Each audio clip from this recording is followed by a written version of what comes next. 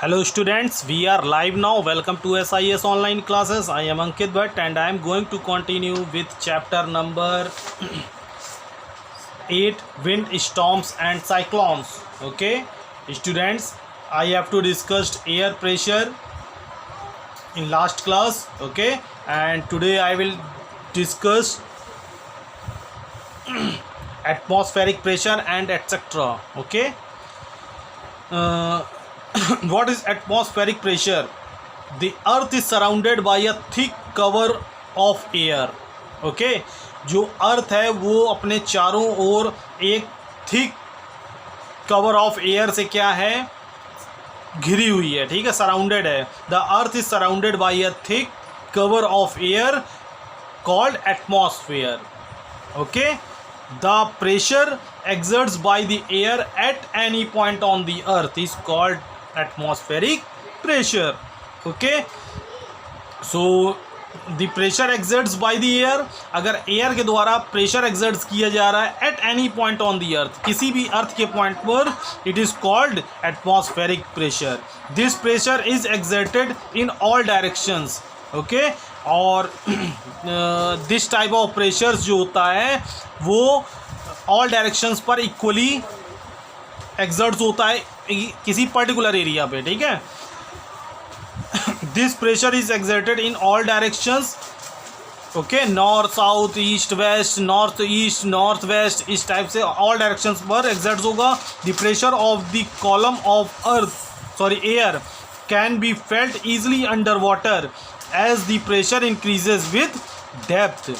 The pressure of the column of earth, जब ये जो प्रेशर ऑफ कॉलम है, कॉलम वाइज जो प्रेशर है, इस टाइप से सपोज दैट एयर का जो प्रेशर है वो कॉलम वाइज हो.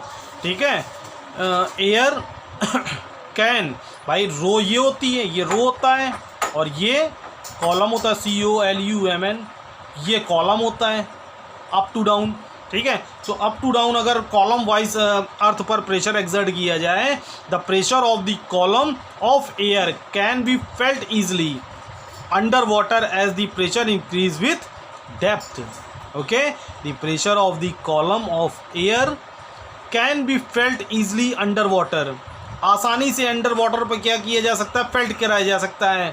ठीक है, यह अप्लाई कराया जा सकता है as the pressure increase with depth. और जैसे जैसे डेप्थ पर जाते जाएंगे वाटर के, जैसे जैसे लेयर पर हम नीचे जाते जाएंगे, वैसे वैसे ये प्रेशर क्या होता जाएगा, इंक्रीज इंक्रीज और इंक्रीज. ओके, मतलब जैसे जैसे डेप्थ पर हम जाते जाएंगे वाटर की, तो ये एयर प्रेशर इंक्रीज होता चला जाएगा. ठीक है, the pressure of the column of air can be felt easily under water as the pressure increase with depth.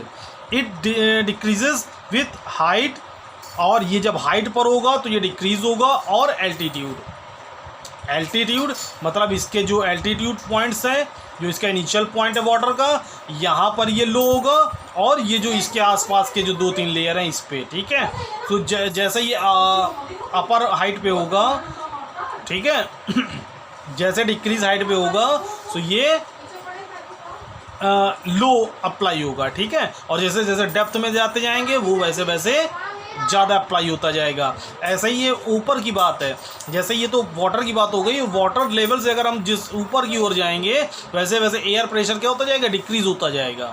ठीक है, जैसे कोई मिसाइल यहाँ से छोड़ी गई ऊपर, तो जैसे जैसे वो अर्थ के ऊपर जाती जाएगी, ठीक है, वैसे वैसे उस पर एयर प्रेशर क्या होता चला जाएगा, डिक्रीज होता चला जाएगा. तो बात यहीं पे लिखी है, इट डिक्रीज विथ हाइट और एल्टीट्यूड. ये एल्टीट्यूड पॉइंट पर और हाइट पर क्या होगा, डिक्रीज होता चला जाएगा. व्हेन एयर मूव्स, जब एयर को मूव करा देंगे, मतलब कोई ऐसा ऑब्जेक्ट थिंक करें कि एयर वहाँ पे हो ही ना, ठीक है, नॉन एयर पॉइंट हो, इट्स प्रेशर ड्रॉप्स, ये प्रेशर क्या होगा, ड्रॉप्स होगा ही नहीं. एन ऑब्जेक्ट, जहाँ पर एयर नहीं वहाँ एयर प्रेशर नहीं, एटमॉस्फेरिक प्रेशर ही नहीं होगा. An object held under this area of low pressure experiences upward forces. एक ऑब्जेक्ट पर ये हेल्ड अंडर दिस एरिया, अगर इस एरिए पे किसी ऑब्जेक्ट को हेल्ड कराएं, छोड़ें, this area of low pressure experiences and upward forces. ये हमको जो अपवर्ड फोर्सेस के थ्रू ये क्या होगा, हमको महसूस होगा ये बहुत लो है। ठीक है भाई, जैसे कोई चीज़ वाटर के अंदर डुबाएं, ठीक है, वाटर के अंदर डुबाएं तो जैसे जैसे वो डेप्थ में जाएगा तो इस पर एक अप थ्रस्ट ऊपर की साइड भी एक प्रेशर अप्लाई होगा। ठीक है, जो ये एयर प्रेशर को क्या कर रहा होगा, माइनस कर रहा होगा। ठीक है, तो वही चीज़ लिखी है, an object held this area held under this area of low pressure. ठीक है, लो प्रेशर एरिया पे अगर किसी ऑब्जेक्ट को हेल्ड करेंगे, एक्सपेंसेस एंड अपवर्ड फोर्स। ठीक है, एक अपवर्ड फोर्स क्या होगा, हमको अप्लाई होता हुआ महसूस होगा। मतलब हम उस ऑब्जेक्ट को जैसे महसूस करेंगे कि उसका वेट क्या है, बहुत लाइट वेट है। अगर एयर का क्या है, बहुत वहाँ पे रिमूव करा दी जाए ऐसे प्लेस पर। This effect enables birds to fly. इसी इफेक्ट की वजह से बर्ड्स क्या हो रही हैं, उड़ सकती हैं।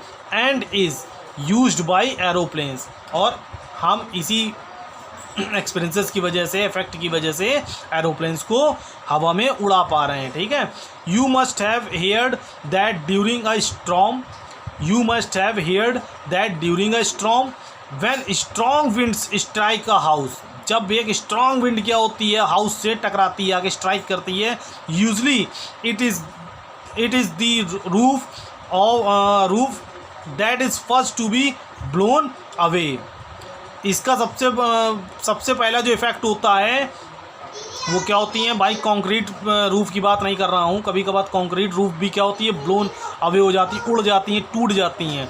लेकिन जो नॉर्मली कच्चे घर होते हैं ना बेटा, जिनकी छप्पर वगैरह की जो होती हैं, तो स्टॉर्म्स अगर होता है, सबसे पहला स्ट्राइक जो होता है हाउस पर, वो किस पर होता है, छत का, रूफ़ पर।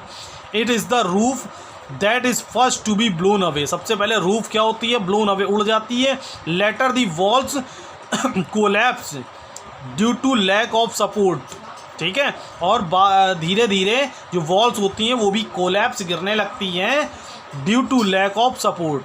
ठीक है, जब भाई रूफ हट जाएगी तो सपोर्ट ख़त्म हो जाएगा चारों तरफ का, और वॉल्स भी क्या होने लगेंगी, गिरने लगेंगी। टिन, टैच और wooden roofs are not held firmly and during a storm the moving wind causes a low pressure area above the house. The roof comes under an upward pressure. ठीक है, roof को ऐसा कुछ arrange किया जाता है कि वो अपवर्ड प्रेशर्स के थ्रू क्या रहे, रुकी रहे। And with a strong wind the roof can be lifted of. और इस तरीके से अरेंज करते हैं कि स्ट्रॉन्ग विंड जो है वो रूफ को लिफ्ट ना करा पाए। ठीक है, an anemometer is a device for measuring the velocity and pressure of the wind. Anemometer जैसे थर्मोमीटर बॉडी के टेम्परेचर मेज़र करते हैं, वैसे एटमॉस्फेरिक का प्रेशर और विंड की स्पीड, ठीक है, वेलोसिटी, ये एनोमोमीटर्स के थ्रू ही क्या करते हैं। ये देखिए एनोमोमीटर दिख रहा होगा, ठीक है, इसको एनोमोमीटर बोला जाता है। आपने टीवी में कई बार देखा होगा जब मौसम की बात जानकारियाँ चल रही होती हैं। An anemometer is a device for measuring the velocity and pressure of the wind, जो विंड की वेलोसिटी और प्रेशर को मेज़र करती है। And is used in weather station, और इसका वेदर स्टेशंस में यूज़ होता है। The terms anemometer is derived from the Greek word anemos means wind. ये जो एनोमोमीटर जो नाम दिया गया है वो ग्रीक वर्ड एनेमस से लिया गया है, जिसका मतलब क्या होता है, विंड। ठीक है, सो आई थिंक इतनी बात सभी को समझ में आ गई होगी, बहुत कॉमन सा है।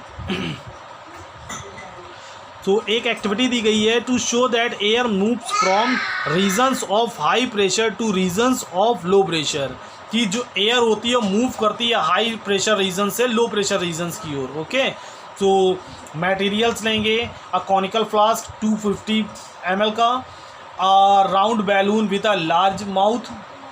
ठीक है, एक बैलून ले गए जिसका मुंह क्या हो, बहुत लार्ज हो, माउथ उसका लार्ज हो।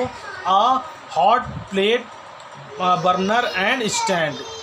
Okay, method, put a little water about 25 ml in the flask and heat it. एक छोटा सा वाटर लेंगे अबाउट 25 ml का, ठीक है, in the flask and heated it, और उसको हीट कराएंगे। Let the water boils vigorously, जब वाटर बहुत तेज़ी से बॉयल होने लगे, for at least 1 to 2 minutes, take the flask off the hot plate and immediately place the balloon with its mouth over the mouth of the flask as shown in the picture। तुरंत plate को, hot plate को हटा देंगे और उसकी place पे तुरंत क्या कर देंगे, माउथ ऑफ द बैलून को कर देंगे, ठीक है, shown in the picture। let us the flask cool slowly at room temperature, और फ्लास्क को क्या करेंगे, रूम टेम्परेचर पे धीमे धीमे कूल होने देंगे। Observation, the balloon will be pushed inside out into the flask, जो बैलून होगा वो पुश होके कहाँ चला जाएगा, फ्लास्क के अंदर, एज इन फिगर 3, ठीक है। देखिए बैलून क्या हो गया, अंदर चला गया, ठीक। Conclusion, by boiling the water in the flask the liquid state is converted to the vapour states. Liquid क्या होगा, वेपर स्टेट में कन्वर्ट होने लगेगा। The cooling of the flask slowly condenses the water vapour, ठीक है, और जो cooling कराएंगे फ्लास्क का, slowly condenses the water vapour, ये वाटर वेपर को धीमे धीमे क्या करेगा, कंडेंस करता रहेगा, and this creates a partial vacuum that is low pressure in the flask. This will cause the balloon to be pushed inside the flask. Okay, the outside air which is at a higher atmospheric pressure enters and blows up the balloon inside the flask, ठीक है। तो जब flask को slowly हम cool कराएंगे room temperature में, तो इस पर तब जब कूल कराएंगे तो जो ये इवेपरेट्स वाली जो स्टीम है ये कंडेंस होके वाटर ड्रॉपलेट्स में कन्वर्ट होने लगेगी। कंडेंसेस द वाटर वेपर में कंडेंस होने लगेगा, and this creates a particular vacuum low pressure in the flask, और फ्लास्क में लो प्रेशर क्रिएट होगा। This will cause the balloon to be pushed inside the flask, ठीक है। और जो बैलून के जो अंदर की जो क्या एयर है ना, वो लो प्रेशर एक्सर्ट करके बैलून क्या होगा, फ्लास्क के अंदर चला जाएगा, ठीक है। The outside air which is at a higher atmospheric pressure, जो आउटसाइड जो एयर है उसको हाई एटमॉस्फेरिक प्रेशर होगी, enters and blows up the balloon inside the flask. Okay भाई, जो बैलून के आपके अंदर जो इस टाइम से जितनी भी एयर है वो हाई एटमॉस्फेरिक प्रेशर वाली एयर है, और जैसे ही ये हॉट स्ट्रीम्स के कांटेक्ट में आएगी, ये तुरंत भाई इस टाइम पे जो फ्लास्क के अंदर का जो प्रेशर है वो लो एरिया का है, और जो बैलून के अंदर जो एयर है वो हाई प्रेशराइज एरिया है। तुरंत ये हाई प्रेशराइज एरिया के क्या बोलते हैं, एयर जो है मूव कर जाएगी लो प्रेशराइज एरियाज़ की तरफ। ओके, तो प्रूव हो जाएगा कि जो एयर मूव्स होती है high pressure regions to low pressure regions की ओर मूव करती है। ओके, सो आई थिंक इतनी बात सभी को समझ में आई होगी।